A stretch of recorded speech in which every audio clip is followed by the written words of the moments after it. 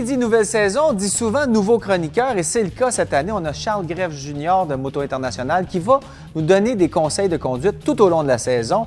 Et avant de commencer à conduire sa moto, il faut d'abord l'enfourcher. La première chronique avec Charles, c'est comment enfourcher sa moto de la meilleure façon possible sans trop forcer. Ça peut avoir l'air banal, mais oui. On peut embarquer sur enfourcher notre moto d'une façon beaucoup facile. Si on regarde cette moto qui est quand même assez haute et qu'on s'avance, puis on va embarquer, puis on laisse les guidons de cette façon, ça ne laisse pas beaucoup de place. Alors, oui. On positionne les guidons d'une façon qui est la bienvenue. La bienvenue. C'est la technique oui, alors, du bienvenu. On remarque qu'il y a beaucoup plus d'espace. Oui. Deuxième étape, on applique sur le frein avant.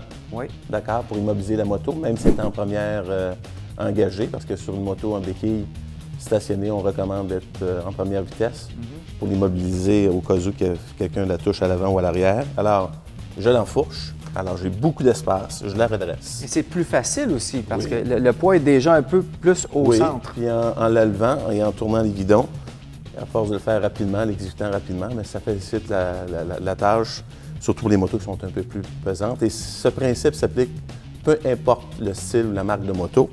Et on rentre la béquille, évidemment. Oui, très important aussi d'ajouter ça dans notre petite liste. Alors, si on répète, première chose, on applique le frein avant pour immobiliser la moto. On met les guidons en position de bienvenue et on enfourche la moto.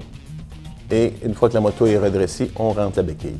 Voilà. Et pour ressortir, c'est la même chose. Alors, avant tout, on ressort la béquille, le frein avant, position de sortie et je descends. Et ce qu'il faut rajouter aussi, c'est que si jamais il y a un autre motocycliste qui a stationné trop près de nous, on peut faire cette technique-là de l'autre côté aussi. Exactement. On tourne les guidons de l'autre côté. Donc, et c'est la même méthode. Et il ne faut pas oublier d'appuyer sur le frein avant pour immobiliser la moto. Parfait. Merci, Charles. Ça fait plaisir.